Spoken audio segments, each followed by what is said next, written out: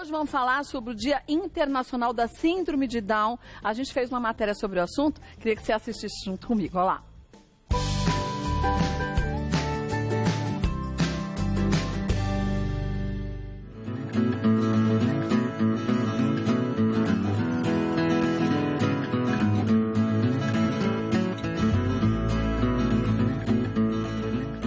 No programa Mulher, estou aqui com a Natália Mônaco, que é coordenadora de esportes do Instituto Olga Costa. Tudo bem, Nath?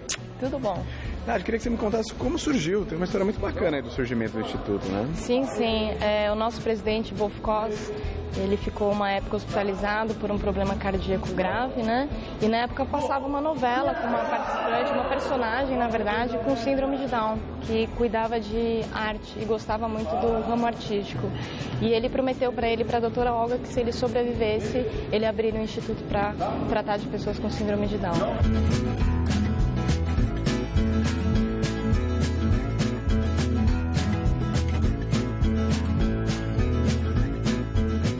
O Instituto começou atendendo 18 participantes no primeiro ano, 18. Uma única instituição. 9 anos depois, a gente atende aproximadamente 30 instituições, anualmente 4.500 pessoas. Existe também um trabalho para inclusão no mercado de trabalho. Existe fora, né? também, existe. A gente tem algumas empresas que vêm procurando essa demanda, né, dessas Legal. Pessoas. Trata-se de uma lei diferenciada, né? A gente faz esse encaminhamento e é um processo que a gente está implantando dentro do Instituto. O processo de inclusão dessas pessoas, ele não é um processo rápido, requer muito cuidado da instituição que indica, do instituto que trabalha com eles e da empresa contratante. Então é um processo aí que pode levar anos.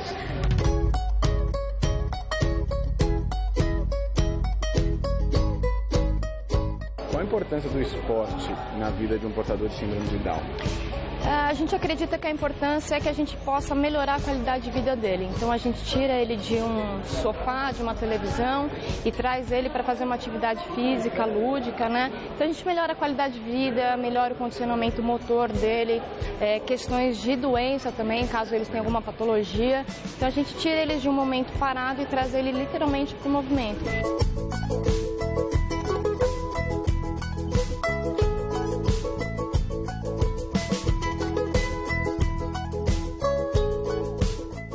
Professor, Sim. você começou aqui como aluno, Sim, porque você já está na faixa marrom. isso. Depois daí vamos para a...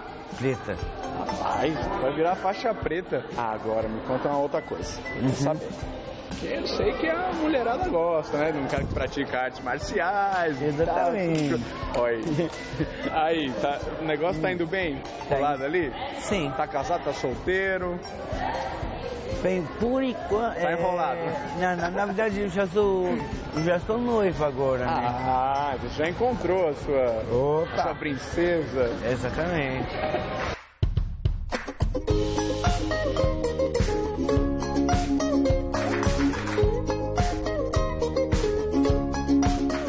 Quero saber se você me permite acompanhar um pouquinho da sua aula aqui. Tudo bem. Posso? Tudo bem. Então vou te acompanhar.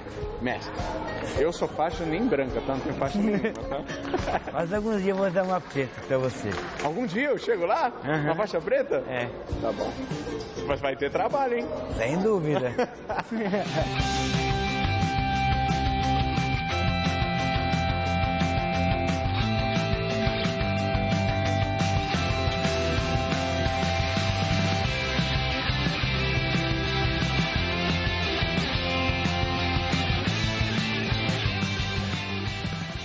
Nós somos amigos.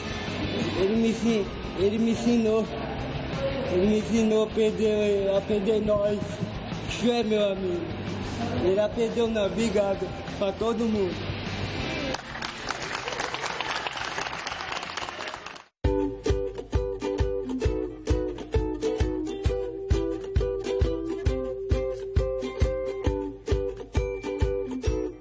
Um pouquinho a parte do Instituto Olga Costa, nós estamos agora no Instituto Gabi. Vamos ver um trabalho artístico com os portadores de síndrome de Down. Eu estou aqui com Francisco Solgari, que é presidente e fundador do Instituto Gabi. Nós atuamos há 15 anos na inclusão de pessoas com deficiência. É um projeto compartilhado por pessoas de boa vontade, empresas solidárias e organizações que fazem a diferença, como o Instituto Olga Costa. Isso. E desde 2003 a Prefeitura de São Paulo mantém um convênio através do Núcleo de Habilitação de Pessoas com Deficiência.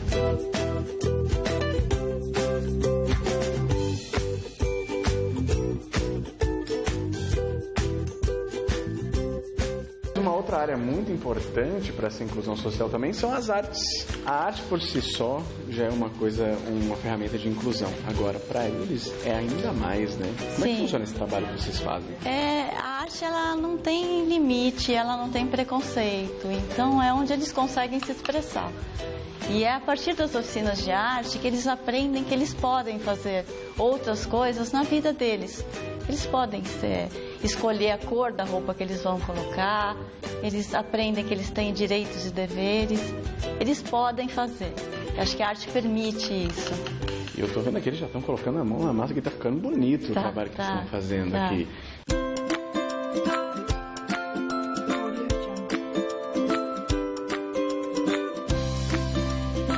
No final da oficina, nós realizamos um momento em que nós chamamos de compartilhar, que é o momento em que nós concluímos os trabalhos com uma palavra, com algo que eles produziram, ou mesmo com uma dinâmica. E saber um pouco o que eles pensam sobre o que aconteceu. Isso, exatamente. Eles podem, nesse momento do compartilhar, falar daquilo que eles produziram.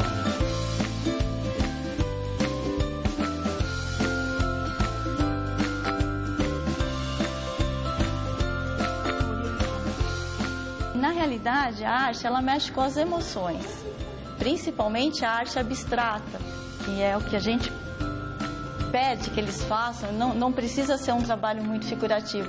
Então, a arte abstrata, ela vem das emoções, é onde eles conseguem se expressar, e de uma maneira muito, muito maravilhosa.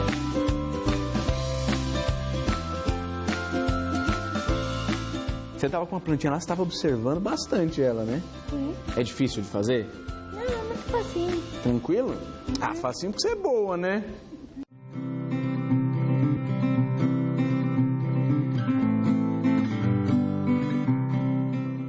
Olha o trabalho da Valéria. O que você fez aqui, Val? Me conte. Eu fiz o flor e o florzinho. Você fez várias, né? Várias. Ficou bonito. E como é que você escolheu as cores aqui? Muito bem escolhidas, hein? Amarelo, a verde e o azul. Eu gostei. Posso levar isso aqui pra mim? Ah, deixa eu levar, vai. Deixa, vai. Me dá um autógrafo, deixa eu levar.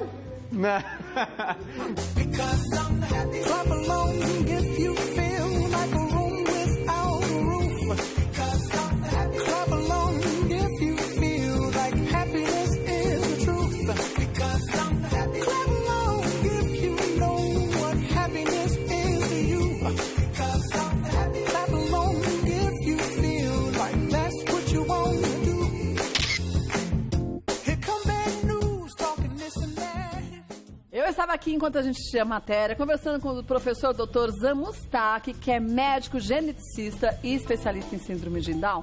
Antes de mais nada, seja bem-vindo, viu, professor? Obrigado novamente pela oportunidade de passar alguns momentos com vocês. E a gente que agradece. E hoje é o Dia Internacional da Síndrome de Down. E a gente assistindo a matéria, a gente conversava, e o professor me dizia o seguinte.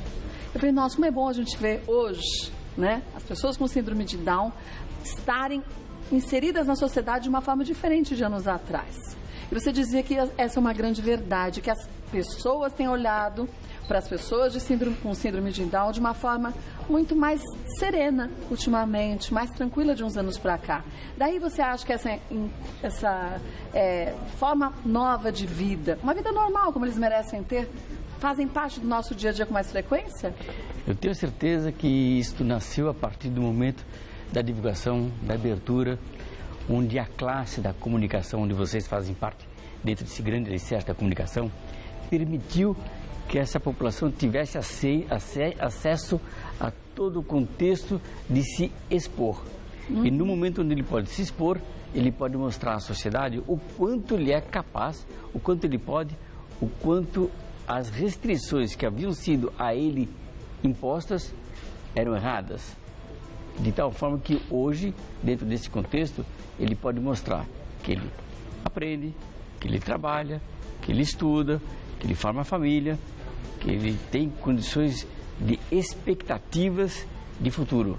É o que todos nós queremos. Sim, e para eles é diferente por quê, pois né? É, nós esperamos o quê? Sermos felizes, termos prazer da vida. Com certeza adquiriram o domínio da vontade do prazer. É verdade. Então é muito gratificante a gente ver, e quem convive com pessoas com síndrome de Down, e eu tenho o prazer de conhecer o Ricardo, por exemplo, deve estar já com uns 20 anos o Ricardo. Ricardo é um grande fotógrafo. E ele vinha aqui, vocês lembram, filho da Tereza Plaza? E ele vinha aqui com a mãe, tirava foto de bastidor. Hoje, gente, ele ganha dinheiro fazendo fotografia também.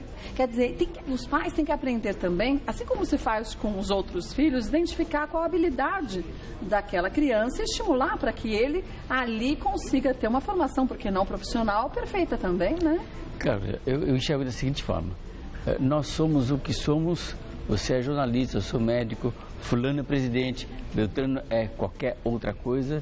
Por quê? Porque ele teve vontade de ser? Não. Porque ele teve primariamente a oportunidade. Alguém gerou a oportunidade e ele soube trabalhar com essa oportunidade, construir em cima dessa oportunidade e ser o que é. Então, é preciso que a sociedade continue dando oportunidades para essa população, para que eles cada vez mais possam ter a condição de mostrar que conseguem. E consegue, claro. Assim como a gente consegue. Eu costumo dizer assim, hoje uma palavra que me incomoda muito é até onde vai o indivíduo.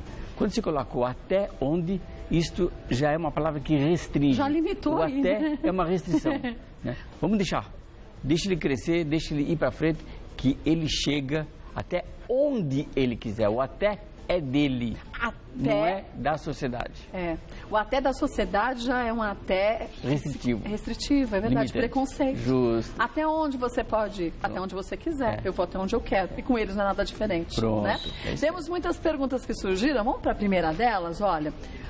A Giovana pergunta o seguinte: quais os cuidados que se deve ter com uma criança que nasce com a síndrome de Down? Bom, o primeiro cuidado é caracterizar que é uma criança como qualquer outra, onde toda a condição de legislação brasileira está dando apoio de ter um neonatólogo na sala de aula, na sala de parto. Né?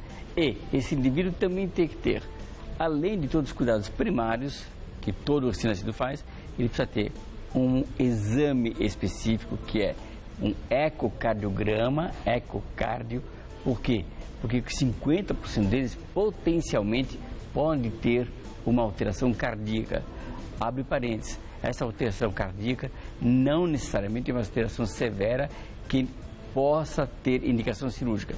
A metade dos indivíduos que apresentam a alteração cardíaca terão sim indicação cirúrgica. Portanto, dentro do contexto, 25% deles terão uma indicação cirúrgica. E a outra coisa que eu acho que tem que enfatizar é fazer um bom exame clínico, inclusive ultrassom de quadril, que hoje está se começando a introduzir a rotina do indivíduo que nasce com a suspeita clínica do síndrome Down.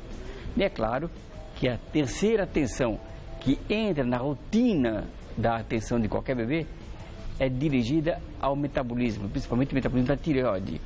Nós sabemos que a população faz uma triagem para erros de metabolismo, tal qual fenilcetonúria e hipotireoidismo. Entretanto, o hipotireoidismo é mais frequente na população com síndrome Down. E se o hipotireoidismo for congênito, isso tem que ser diagnosticado de uma forma precisa e tratado de uma forma oportuna.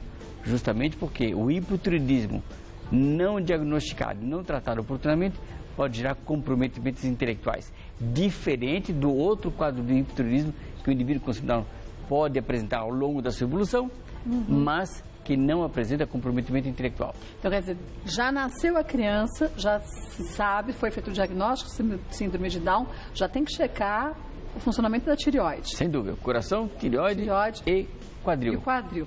Um beijo para você, viu, Giovana? Vamos para mais uma pergunta? Heloísa Pérez. As mulheres mais velhas são mais propensas a terem filhos com síndrome de Down ou isso é um mito? Vamos lá. Então, a princípio, isso não é um mito, mas é preciso se traduzir isso de uma forma muito clara. Acima dos 35 anos, de forma progressiva, a possibilidade de ter um filho com síndrome Down é maior que abaixo dos 35. Mas, por outro lado, quem tem menos que 18 anos também é progressivamente maior, quanto mais jovem a pessoa é. O que acontece? o que significa maior? Quando eu falo numa incidência de 1 para 1000 numa população como um todo, eu vou dizer, no Brasil, a incidência é 1 para 750. Então, uma mulher comum, que tem entre 20 e 29, 30 anos de idade, tem uma incidência, uma população, um risco de 1 para cada 750 nascimentos de ter um filho com síndrome de Down. Por outro lado, uma mulher que tem 40 anos de idade, o risco vai ser de mais ou menos 1 para 500 ou 1 para 400. 1 para 400 é um risco que é um risco não desprezível quando comparado com 1 para 500, para 1 para 1000. Para 1000. Né?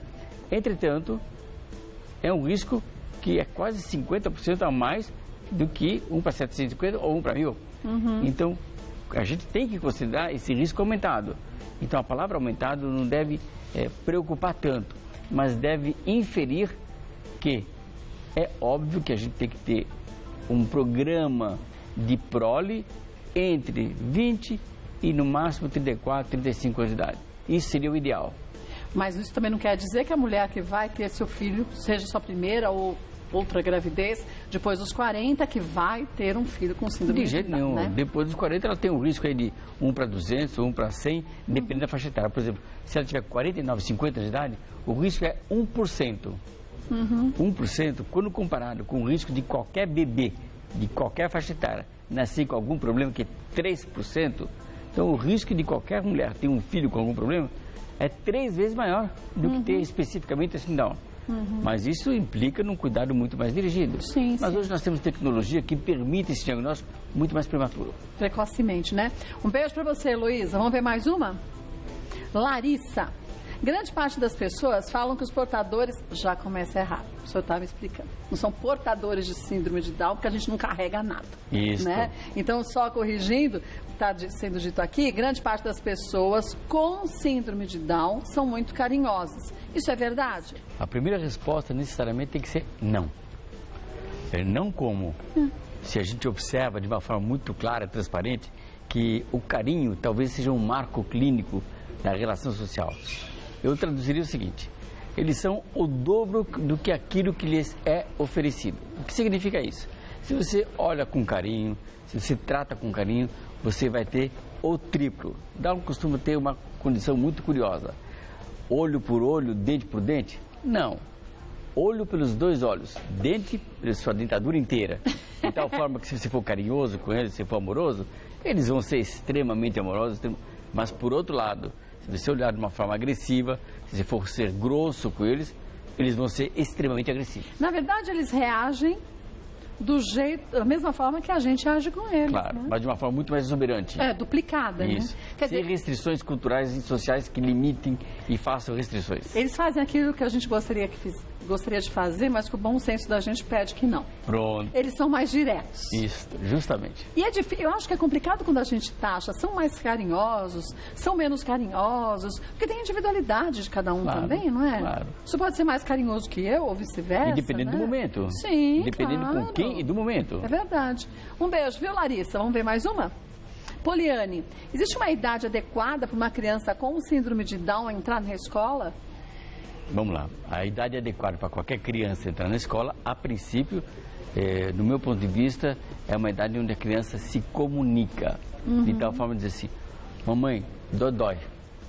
Enfim, aquela criança me bateu, ou aquele indivíduo me importunou. Isso seria o momento mais ideal, mais adequado.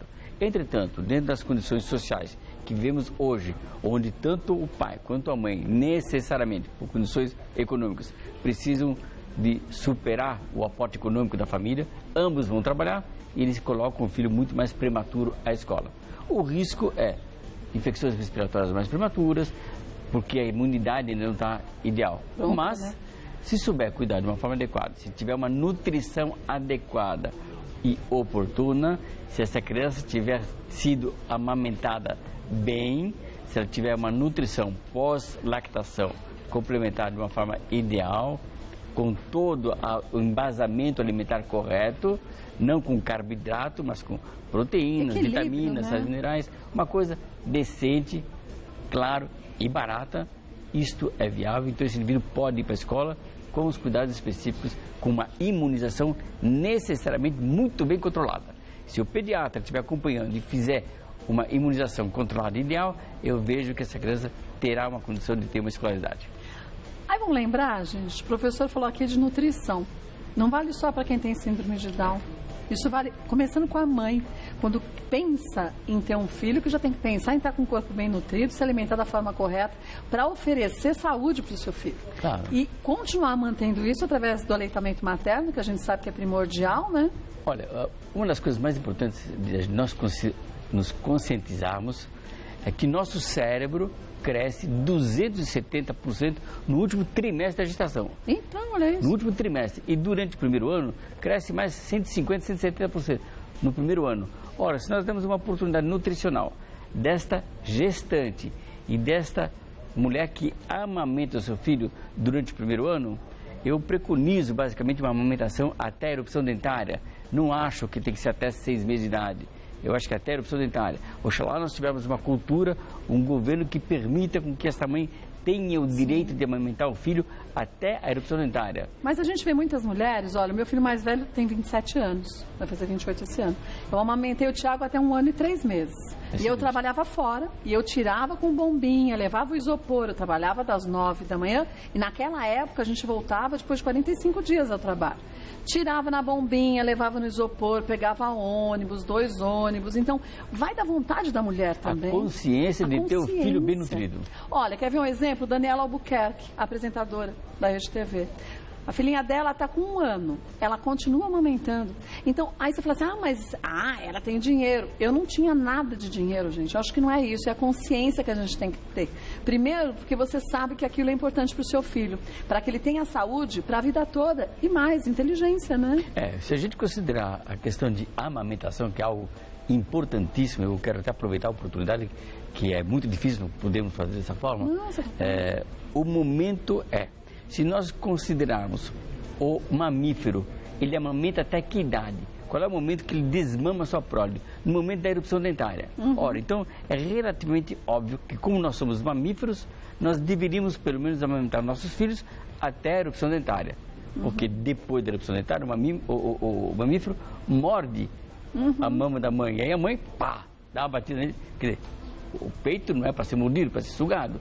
Então, erupção dentária é um marco. Mas aí onde começa a educação também, claro, que a mãe tem que passar para o filho. Todo o projeto. É um projeto de vida. Ponto. Da mãe e do filho, né? Isto. Eu acho que é muito triste quando a gente vê, obviamente, salvo suas exceções, tem mulheres que não conseguem amamentar por N motivos, né? Mas que vá ao médico, às vezes não tem a manobra correta para conseguir amamentar a criança, né? O pediatra sabe fazer isso muito bem. Explica bem. O ginecologista, antes dela dar luz, também certamente sobre compartilhar isso. Olha, Poliane, um beijo para você, então, o professor já respondeu. Vamos ver mais uma? Simone, se eu tiver alguém na família com síndrome de Down, tenho maiores chances de ter um filho com a síndrome? Isso pode ser genético? Então, vamos lá. A síndrome de Down não é hereditária, tá? Isso significa que o risco familiar não aumenta. Entretanto, nós sabemos que existem algumas famílias que têm maiores chances de apresentar um Down, um outro Down, se teve um filho com síndrome Down. Mas, estatisticamente, é tão menor a frequência que ela é desconsiderada em termos de probabilidade. O que a gente sabe é que talvez em 1 em cada 1000 a possibilidade de recorrer é maior. Se eu estiver errado, por favor, me corrija. Por favor. Mas eu acho que, acima de tudo, quando a gente tem um filho, a gente espera e a gente deseja que ele venha com saúde. E o que é ter saúde, né? Aí a gente entra num outro projeto. O que é ter saúde? Ter Down é ter saúde? É uma criança numa condição diferente da nossa, mas também extremamente ali saudável, extremamente eficiente para toda e qualquer atividade que queira fazer.